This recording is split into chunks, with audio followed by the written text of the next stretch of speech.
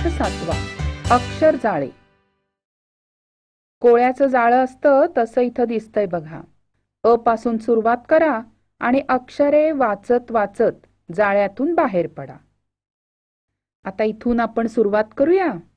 अ, आ, E, E, उ, ऊ, रू, ए, ऐ, ओ, औ, अम, क, ख, ग, घ, च, छ, ज, झ, ट, ठ, ड, ढ, न, त, थ, द, ध, न, प, फ, ब, भ, म, य, र, ल, व, श, श, स, ह, ळ, क्ष, ज्ञ.